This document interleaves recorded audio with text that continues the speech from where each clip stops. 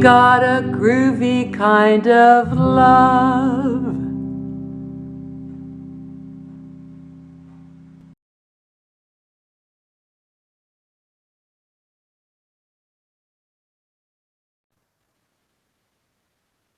Hello, lamppost, what you knowin'?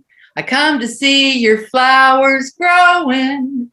Ain't you got no rhyme for me? Do, feeling groovy. La da da da la da da, feeling groovy. Hi, everybody. Welcome to Feeling Groovy. Today, my friend Joan of Angels and I are going to do a show on, we're going to call it Hippieville, because I'm over it. I'm over it. No more negativity. We're going to celebrate today. We're going to celebrate the sunshine. Let the sunshine in. Remember all of that? We're going to revisit those days and bring them back to life. Right, Joan? Absolutely. You're already singing my favorite songs. Slow down. I got a bunch of them. Feeling groovy. Okay, let's go down that road. Now, you told me that you were, an official hippie. Not only were you an official hippie, we're talking San Francisco, which I see you have the Golden Gate Bridge behind you. If you're going to San Francisco, be sure to wear flowers in your hair. Did you wear flowers in your hair? I did. I actually did. So, Cindy, when I graduated college a long time ago, right, I actually literally ran away from wherever I was, and I packed my bags and I went to the streets of San Francisco. No kidding. I'm not kidding, where I ended up getting a job in a hash pipe factory. Oh my. Where we made roach clips that we sent around the world. What's a hash pipe factory? What's a roach clip? No, I know what they are. Okay. Well, for those of you who might know, they don't even make roach clips anymore, and they're really convenient because they would hold people's little joints. Right. And we sent those around the world, not the joints, the roach clips. And the roach clips were big business, just so you know. Oh, nice. Did Big you put beads on them? They were very cute, and I learned to work in a factory, a punch press. But then they thought it was too dangerous for me because I was actually kind of an airhead. So they put me on the bookkeeping. But still, that's how I started. Now, wait a minute. I started my hippie life. Hold the door. An airhead in bookkeeping? No. You were too smart. You were too smart, obviously. Okay, I was too smart to do manual labor. Okay, there you go. I'll go with dangerous because I would get out of my body. I just would forget to pay attention, and these were dangerous. It was an actual factory, Cindy. That's the funny part. Oh my God. You had to put your finger in here and pull it out. You'd go boom, boom. Oh my gosh. Boom. Oh my gosh. So thank God they moved me to the bookkeeping department. And just so you know, I have a Capricorn rising, and I do have a bookkeeper side. In fact, my mom years ago made me promise that I would be a bookkeeper. Okay. A bookkeeper or a teacher, but never an artist. Okay.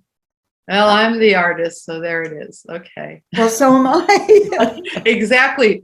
So Joan actually paints angels and angel wings and all of that. Tell me what kind of clothes you used to wear. So you actually are very familiar with Haight Ashbury?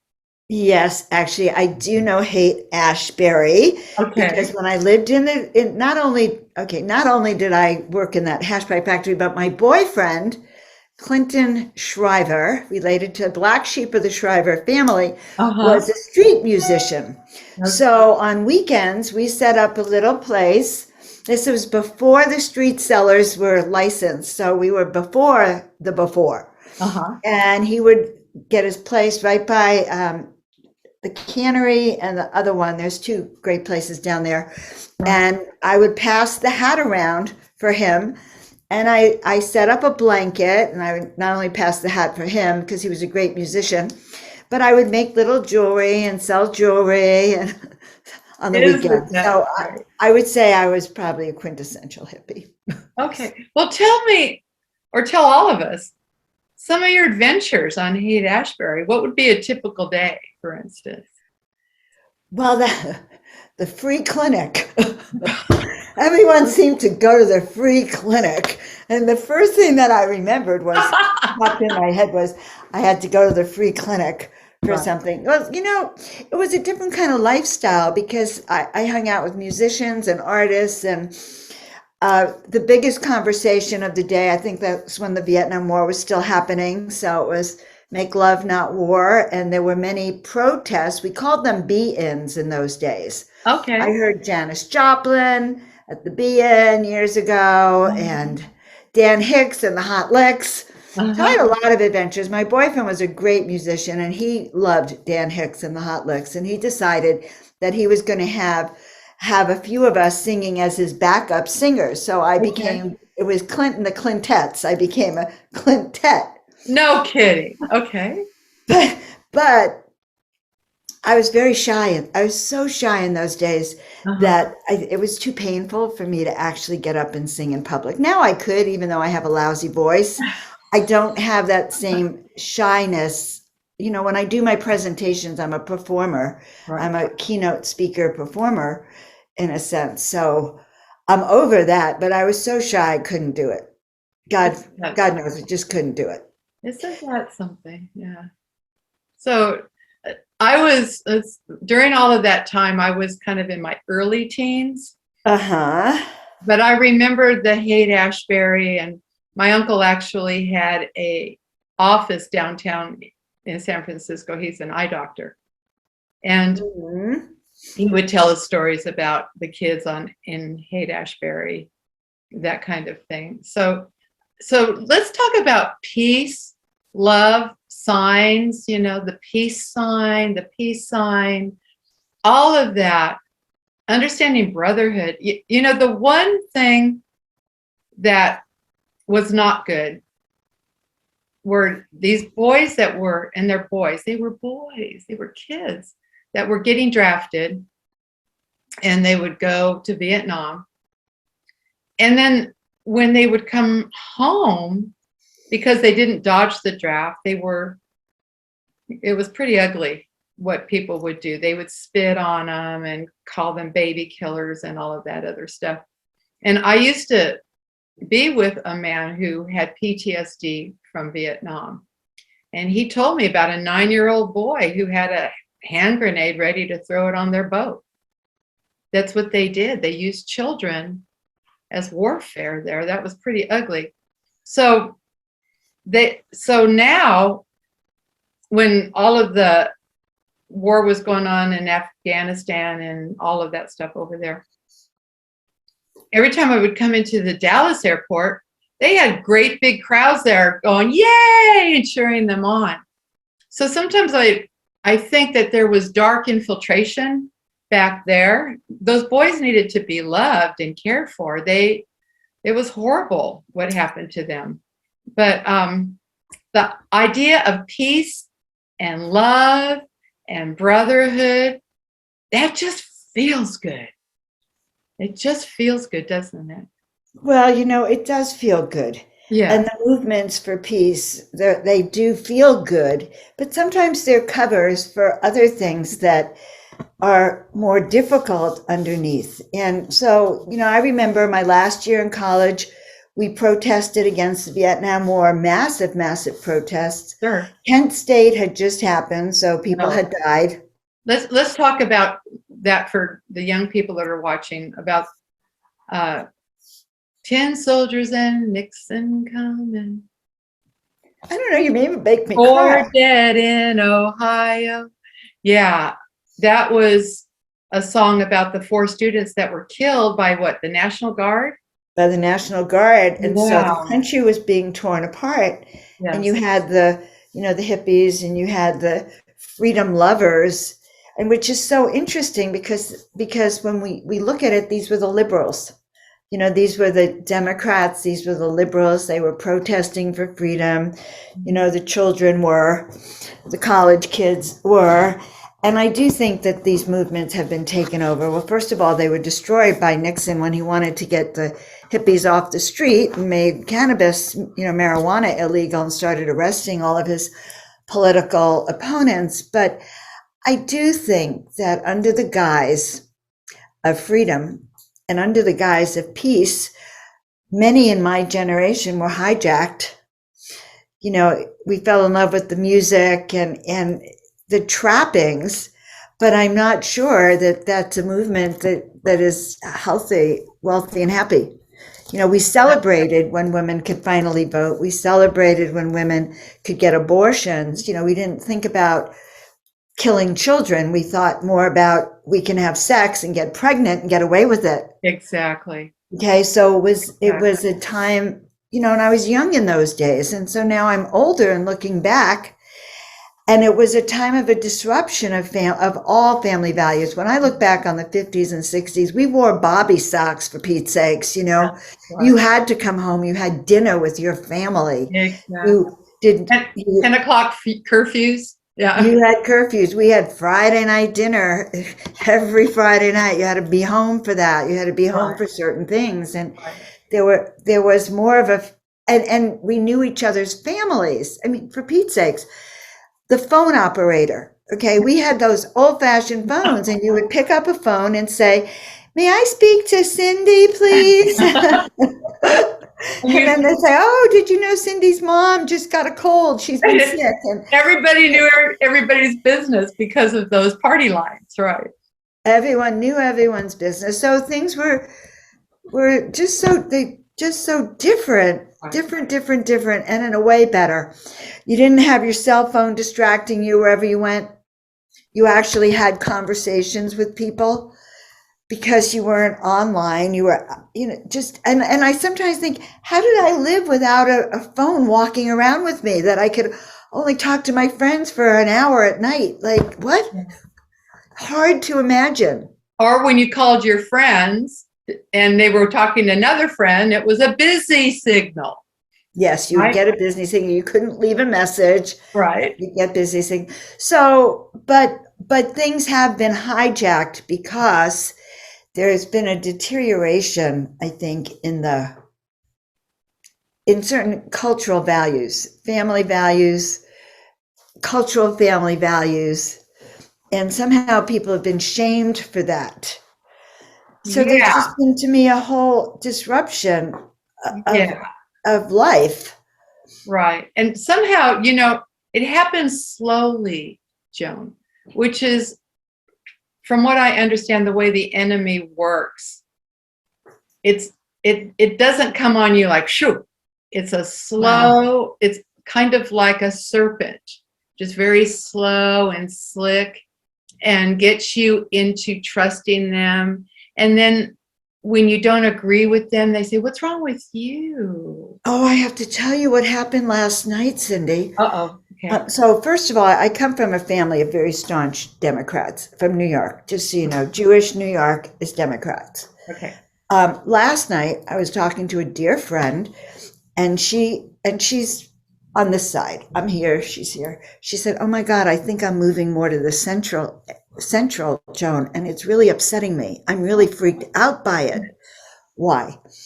She said, "Because now I'm thinking everyone's saying you're like a Trumpite. What are you, a right winger?" And she says, "I'm beginning to feel like if I believe," she's had two major thoughts that are different. One of them is that she's beginning to think that maybe, abortion shouldn't be unlimited like it is. And she's feeling like maybe it should just be 6 weeks or, just a little time.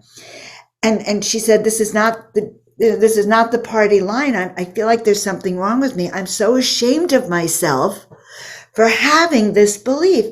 And I said, "Why?" And she said, "Because it's a right-wing belief, because it means you're a Nazi, you're a racist." And I went, but you're not any of those things. You have a belief. You are now judging what you believe. Or labeling yourself, right? Because it's in a different category. I found myself so upset by the brainwashing programming that if you have a belief, Now you have to put it in a category of which party it goes to. This is about abortion. This is about a woman's right, your right to choose. It's your thought. But people have been shamed to believing one way. You're right. And that's what happens, because there's always some kind of justification. There's a goofy justification. My understanding of that word, I can't even say it. I hate the word so much. But my understanding of that word is from my own personal experience. Because justification. Right. My experience with that word was when I was 17, I showed up at the doctor's, and I was going to Catholic school, and I was 3 months pregnant. And the doctor at 17, it was 1972, and the doctor said, I can take care of this and your mom won't have to know. Well, in my head, I just kept hearing mommy. In my head, I could just hear mommy, mommy. And that voice got louder, and the doctor, all I saw was his mouth moving. I couldn't even hear him anymore because this other voice was screaming in my ear. Right. And so I just said, he said, should I just call your mother in here? He tried everything. He got mad at me. He started yelling at me because I was, and now my daughter is going to turn 50. And this year, and man, what I would have missed out on. Right. If I had listened to that stupid doctor. And so I have a lot of compassion for women who made that decision, because that it's all on us. When a woman gets pregnant, it's all on her. Ultimately, she will be the one who will probably be raising the child to the end. Right. And it's all on her. And then you're right. So I think that it's important. We've got to get back to the garden. Yes. So well said. Yes. We are stardust. Yeah. We are golden. We are billion-year-old carbon, and we've got to get back to the garden. And in the garden, it's abundance, it's children dancing, it's sunshine, it's health. That's the garden. It is. It is. I so agree. It's each person living their full potential, each person contributing their best gifts, each person in their best health, living a lifestyle that supports tender loving care, families, dogs, a wellness principle. So yeah, we haven't had that in America for a long time. But we can start right here, Joan. Yes, we can. And we're going to have to. Right here. And start having more conversation. I love you, and I love you, and I love you, and I love you, and you, and you, and you, and you. Oh, are you Black? Oh, are you Mexican? Oh, are you Asian? Oh, are you? I forgot to ask. Oh, are you not like me? That's okay, because we're all humans. We're actually all spiritual beings having the human experience, and each one of us has a different form. And just because your form might not be like my form, it doesn't mean we cannot be friends. And who's telling us that we can't be friends? Oh, those guys. Wait a minute.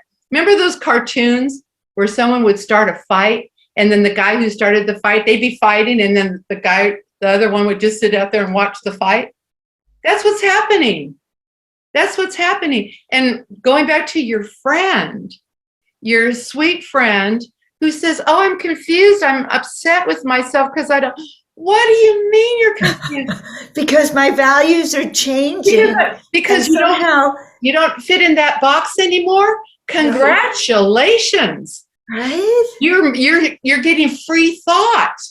And you're saying, when you get to the place, Joan, where you say, I don't care what you think. Right. I don't care what you think. Man, that is the most liberating thing you can do when you really don't care, because that's how you find your tribe. You find people who say, I love you anyway. Right. That's my tribe. You don't have to agree with me, but love me anyway. Well, I have to say, it's hard not to love you, Cynthia. It actually is hard not to love you. So I'm a northerner, a New Yorker. New Yorkers are type A, fast paced, like focused on what they're doing, moving. You have this way that's such a southern charm to me. That's unbelievable. I know you say you're raised in California, but you have a southern charm. That's amazing. Well, yeah, it's infectious. I kind of would like to have that southern charm. Here we are. We're right here. It's I don't know that it's a southern charm. I think it's just a liberating attitude, because as you know, I'm an entertainer. Oh, that's right. That's right. I'm an entertainer. And if you're an entertainer, then you better be tough skinned, because guess what? They're not all going to like you.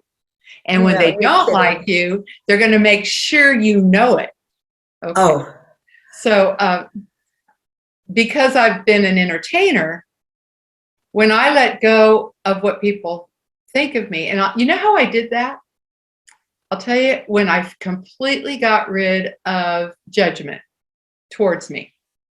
And God dog, it's so liberating, was when I went to Toastmasters. And that's how I met Victoria, kind of.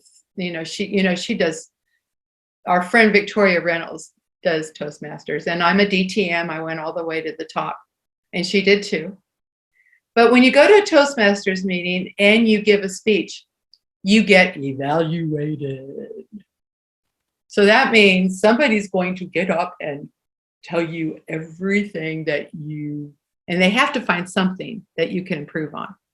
So I changed the word evaluation to suggestion, which means this is how I see it, right? And so the first time I got up to speak, after years of playing guitar for people and, big crowds, and the first time I got up to speak, I went, and my heart I could feel it just like pounding out. Oh my God, I remember that feeling. And just because, why? Because I was going to be judged, and I knew I was going to be judged. And that turns on our fight, flight, right? When you have fear of judgment, look at how popular the doggone show Survivor is. What a sick show. Oh, you get kicked off the island, you don't survive. That's sick, man. That is, come on. How can you enjoy watching somebody feel bad and get hurt and get kicked off the island? Okay, so anyway, we have this flight, we have this flight fright thing going. Well, but we are a traumatized society. We are a traumatized society. I do believe it. I think that there's been a lot of trauma that's been inflicted on the American people over the last 70 to 80 years, since the 50s. They're messing with us. They're messing with us. And so when you've been evaluated that many times, right? and I would go, okay, I hear that condition, and I got really good feedback from people because I'm a musician. I like to do this a lot. And apparently when I was speaking at first, I would just rock back and forth. And this gal got up and she said, I feel like I'm on a boat when I'm watching you speak.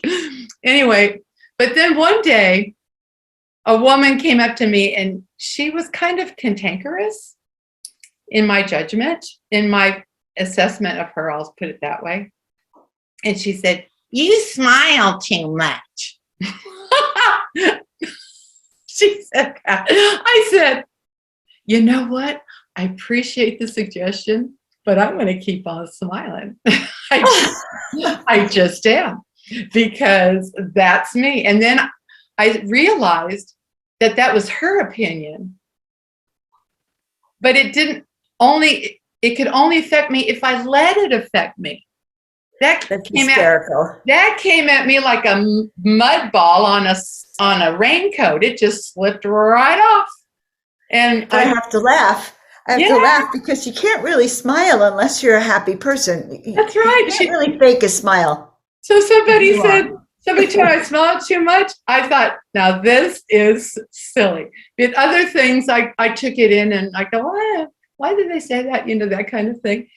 But I would say that when you know you're going to be judged and you're getting up in front of people and you're going to be judged, that is a wonderful exercise in learning how to be free of other people's opinions.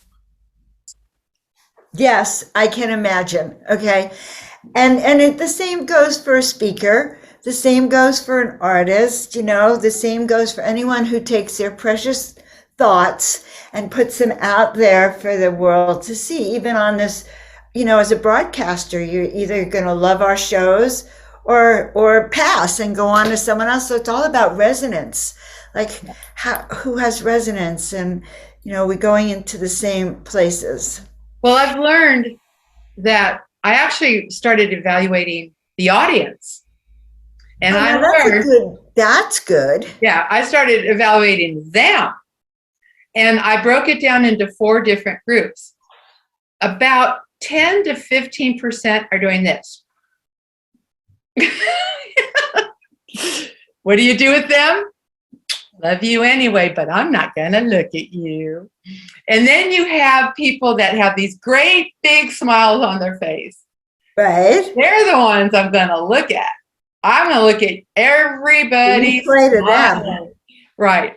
And actually, I found that that's actually probably at least 30% are smiling if you're smiling. Now, there's 2 other categories that I came up with. Okay. One is the equalizers. They want to make sure that you don't get the big head.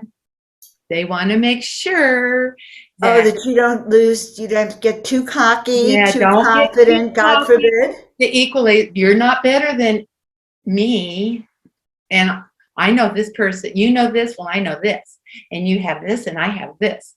That's keeping up with the Joneses. Boop. Okay. No. And then the best group, right, are the people that don't say a word or react one way or the other. Because I call them the silent majority. The silent majority.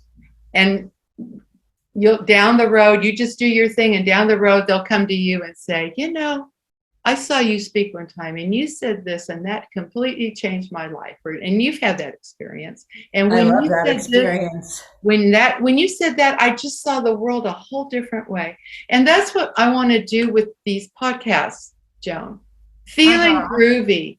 Gang, you need to, when you're having a bad moment or something icky's going on, my first suggestion, of course, is crank up the music.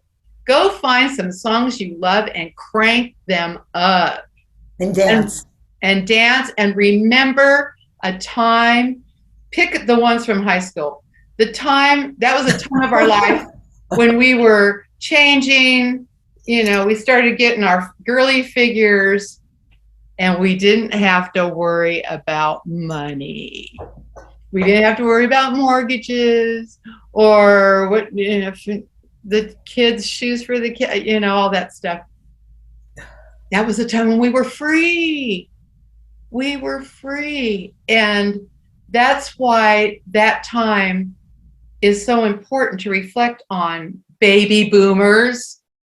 Baby boomers, get with the program. Feeling groovy. We're not going to wallow in the muck and the yuck anymore. Just have common sense. Know that we love you anyway, whatever choices you have made. That's your life journey. That's your journey. Right. We're not going to judge you for anything. Just, did you learn something? Okay, but don't fight. And just because I don't agree with you, we can still be friends. So the powers that be would hate to hear what I'm saying right now, because people, they have learned that if they can keep everybody fighting, with each other and not loving each other unconditionally with agape love, they can control us. They can say something in our ear and say, you know what they said? Do you remember the mean girls or the people on the playground? You know what they said about you? You know what they said about you? And then they go to this person and say, you know what they said about you? What they said about you? Yeah. What? Let's go over there and let's all talk. How's that? What'd you say about me? Now I would do that. But in those, it's manipulation. It's people, and those people are so insecure in themselves. They're so sad. You have to give them compassion because only miserable people give people a bad time. Right. No, it's true. It's true. Oh, and some people want to just stay miserable, Cindy. You know, when I had my practice, when I was actively practicing, there's a saying in chiropractic, 80% of your patients get great results. 10% are just so, and 10% will never, or just don't. And so rather than obsess over the 10% that don't get the results, because it's so upsetting, you want 100% of people to love you, adore you, and get the results. You know, but focusing on the 90% or the 80% kind of makes it easier to cope with all of it, I think. So that's how we did it in chiropractic. Well, the speaker, people are free to walk out if you don't like what we're doing. I thrive on live audiences, Cindy. I had a chance to speak in Sedona on the stage, and it was so fun. It was just the best. I try to get my Zoom audiences or my StreamYard audiences to cheer. You know, it's like, okay, let's all clap. Because I'm used to that physical. Oh, yeah, I got you. And there's not many leaders, but you can be a leader. And that's what I've learned. The first rule of being a leader is remove your fear. Remove your fear. And the second rule of being a good leader is it's about them, not you. Right. Don't expect them to do something you're not willing to do yourself. Oh, that's so interesting. It's being able to choose to accept being a leader. You know, not everyone is called to be a leader, but also not just overcoming the fear of it, but saying yes and realizing that you are that leader. I've had to deal with that with Joan of Angels. Okay. Right. It's one thing to be named Joan of Angels and someone named me, but to actually embrace the energy of her and to take on that big mission of bringing freedom to the world, being fearless, you know, in the face of not just adversity, but war. Right. You know, so that's been really, really interesting because we all have this leadership role within us. We all have this service we came here to do. And it's about having the courage to see it and do it. So let's you and I get this feeling groovy thing started. We got two leaders, dun, da, da, da, da, da, following the leader. Yeah, we're going to start here and join us. And if you want to be a leader, bring a friend. And then we'll make them a leader and bring another friend. And so that's what leading is. Just bring one, following the leader. And what we're going to do is we are headed towards Shangri-La.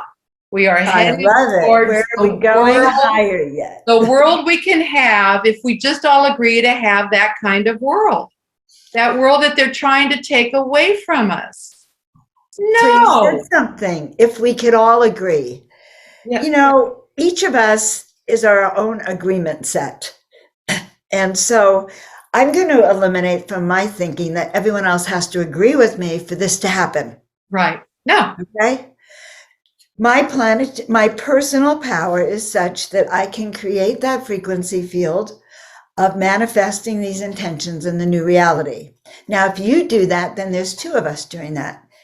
And if now Go on. people out there join us, and there's 4 of us, 8 of us, 16 of us, and then there's 32 32 of us. to 64. And then if you bring more people to the play, then there's 64, and that's how we spread these miracles until we get to zero, all those zeros that make up 7.5 billion. I haven't figured out all the zeros. Whatever it is, but we can all have it.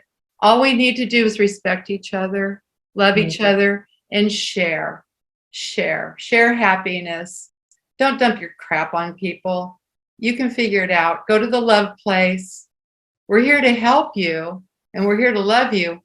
I used to have a spirit circle in Tennessee, Joan, and we'd meet every Tuesday and talk about, I would play a tape of Wayne Dyer or Stuart Wilde, these cool people. I love them both. Yeah, I love Stuart Wilde. Anyway, and then we'd discuss what we heard, that kind of thing.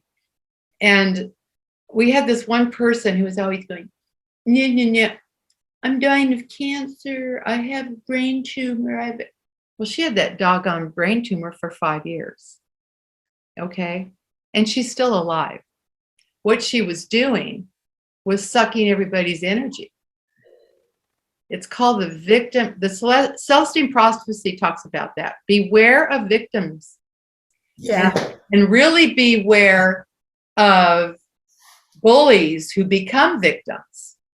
That is the classic one.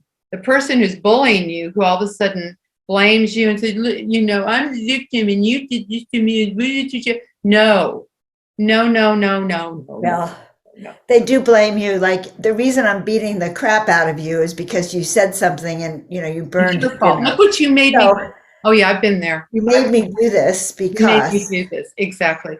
And so, yes, we have many bullies, and we have many, we have people not speaking their truth. But I think the biggest thing is, just like my friend, she's now struggling with her beliefs are shifting, and she's judging herself for having beliefs that are contrary to her party or whatever. And I find this awakening process is going to get more and more for people, that you're going to have to come to terms with what you believe in and how that works for you and how you see the planet, which has nothing to do with any political party. It has to do with you and your lifestyle and your ever-changing awakening. Right. Well, people they get comfortable in their box. But it's a box. We can define ourselves in that box, and my box is now going to go beat up your box because your box is a rectangle and mine is a square.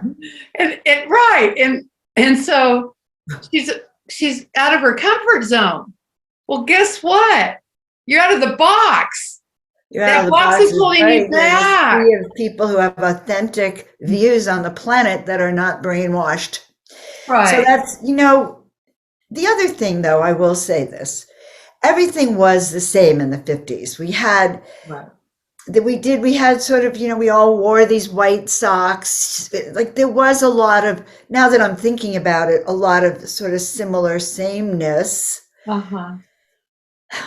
But there wasn't as much chaos as there is, because in the end, you still went home for dinner. It was still more simple. You had it a little bit more simple. Right. It was more simple. It was less complicated. Life was more simple then. But has time rewritten every line. Yeah, that's what happens with me. I'm going to always go into song, gang. I love that. I love that. And you have a delightful voice, by the way. Oh, thank you. Much, much happiness. Yeah. And we didn't have an internet in those days. If you wanted to learn something, you actually had to go to the library. Yeah. Or buy a book. Or go to an ancient bookstore and get used books that had true, and so it was much harder to find information about anything, really. So I think one of the most exciting things is that the internet has given us a chance to see what's going on around the world and learn all these new things. It's really interesting. What just came to mind, I really liked Wayne Dyer. And one thing that he used to say was, we get so programmed, and we have to be aware, everyone, that these screens our phone screen, the television screen. Yes. It's Yes. been going on since media started. And in fact, even before that, because they have learned if you tell somebody enough times, they're going to believe it. And so they started way, way back when they saw how easy it was to manipulate with radio and big screens. Right. It started way, way back there.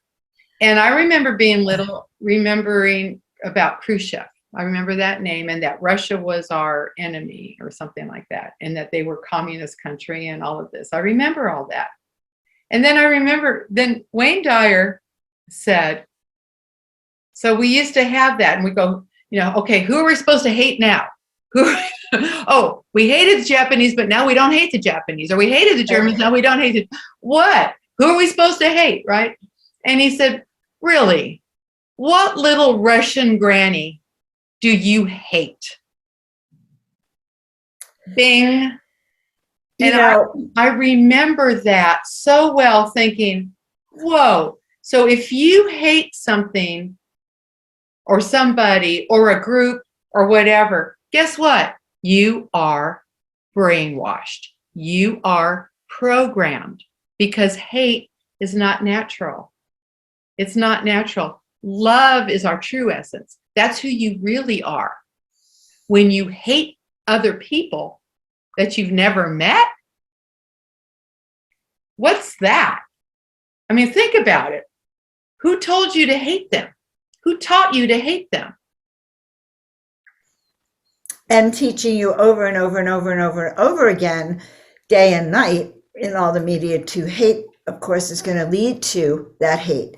Now, on the subject of Wayne Dyer, did I tell you I used to play tennis with him every Monday night? You did. Okay, good.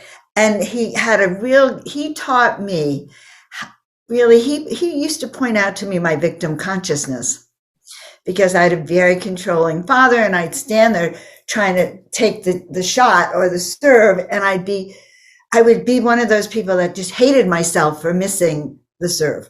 Okay, just like would sit there and just like tear myself apart. And right. Wayne, he had just written his new book on your erroneous zones. Okay. Uh-huh. And he would apply that to me every time. You're probably a good study for him.